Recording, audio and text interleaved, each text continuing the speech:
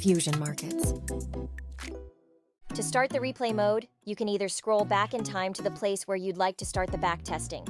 You can see the date down here. Alternatively, you can see the calendar here and simply choose the date you want to start backtesting. Once you are there, all you need to do is click the replay button here. A toolbar down here will appear. Just move the blue line to where you want to start the testing.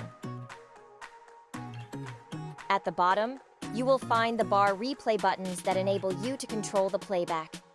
You have the choice to pause or adjust the replay speed according to your preference.